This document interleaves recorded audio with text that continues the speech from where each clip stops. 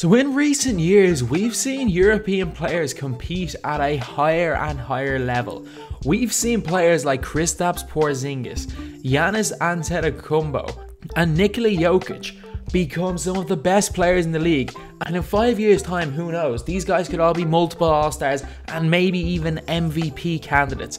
That's how good some of these Europeans have gotten. We haven't seen Europeans this good since the days of Dirk, Pau Gasol, Marc Gasol when they were in their primes. And we're seeing more and more Europeans come in year after year.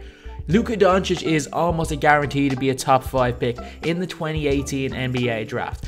And also, even other players like Dario Saric and Willy Hernan Gomez. Dario Saric nearly winning Rookie of the Year, Hernan Gomez having an extremely good rookie season, and even his brother Juan Hernan Gomez having a solid season. But in my opinion, there are 2 rookies from Europe that have a legit chance of winning Rookie of the Year in the 2017-2018 season. The first of these is a guy that I've already made a video about, so I'm going to leave a link to that video in the description, and it's Bogdan Bogdanovich. Vlade Divac called Bogdanovic definitely the #1 player in Europe last year.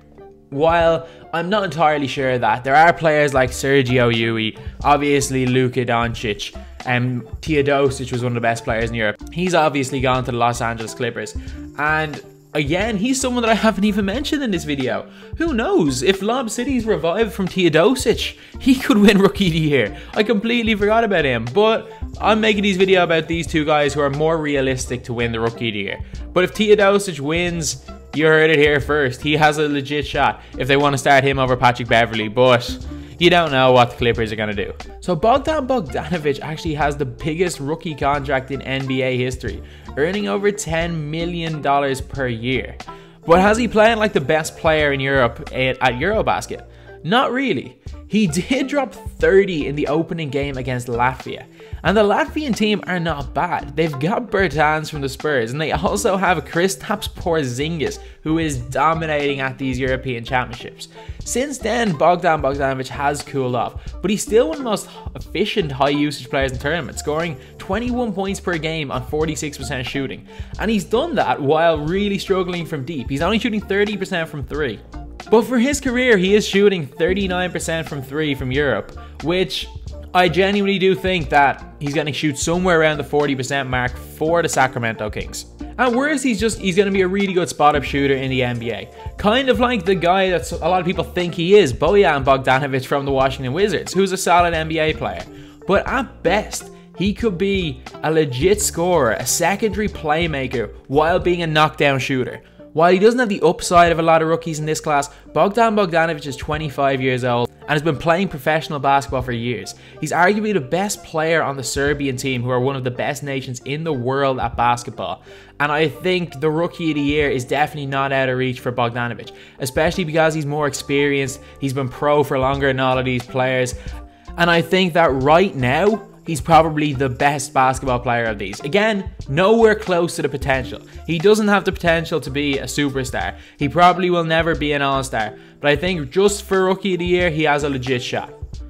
The next guy, however, has superstar potential. And it is a guy that I actually thought was going to be a bust in this draft. And it's Lauri Markkanen. Lauri Markkanen is all of a sudden getting comparisons to Dirk Nowitzki, even though I don't think he plays anything like Dirk. And that's a big change from being the whipping boy for the Bulls franchise, saying that they didn't get enough for Jimmy Butler. Lauri Markkanen could have the highest ceiling in this draft. He's a 7-footer, only 20 years old. In eurobasket, he's averaging 22.5 points per game. But it's not the fact that he's averaging 22.5 points per game that's why I'm extremely excited.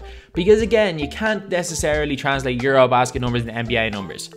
That being said, he is outscoring Kristaps Porzingis, who is a very similar player to Markkanen, just a little bit taller. He's only behind Goran Dragic and Dennis Schroeder in the tournament in scoring. Lauri Markkanen may be one of the biggest mismatch problems for NBA centers. He's a 7-footer, a stretch 4/5, who's very comfortable shooting from deep, and also seems to be equally as comfortable with pull-up mid-range shots, post fadeaways, going inside, and shooting over smaller defenders. And I know you might be saying, oh, the NBA shot blockers won't let him score inside at all and he's just going to be a spot-up shooter. International basketball probably has more 7-foot enforcers than the NBA because they've been because they've been beginning to phase them out in the NBA to go small ball, and he suits that playstyle perfectly. Lauri Markkanen gets up the court relatively fast, quite fast for a 7-footer. He's arguably the best shooter in this draft, one of the best shooting big men we've ever seen. And in eurobasket is shooting 56, 50 and 88. Yes, 56, 50 and 88, which is absolutely incredible. He doesn't have incredible defensive talent, which may harm him, but he does seem to work on that end of the floor. He also seems to work for rebounds while he's not naturally the best rebounder, not naturally the strongest. But I don't think that's taken too much into account when they vote for Rookie of the Year. It's mostly stats. And I think he's going to put huge stats on a weak Chicago Bulls team. I can see the Bulls running an awful lot through Markkanen, and if I've learned anything from eurobasket is that he's willing to take and make big shots. Against Poland, he hit some massive shots in regulation, and then hit a fadeaway almost on the buzzer to send the game into double overtime.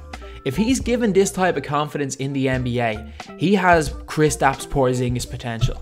While people are comparing him to Dirk, I kind of see him more as a smaller but more skilled Porzingis on offense, but he doesn't have Porzingis' defensive upside. Lauri Markkanen seems to move more fluid than Porzingis. He puts the ball on the floor better than him, and his fadeaway jumper is extremely nice. While he doesn't have the defensive upside and probably will never be as good as Porzingis, I'm not going to rule it out. I watched Markkanen play in Arizona, and I only thought that he was just a spot-up shooting big, which is why I thought he was going to be a bust. The more I see him lead an average Finnish team to a really, really good record. They only lost to Slovenia, who have Doncic and Goran Dragic on their team, so that's quite a solid team in Europe.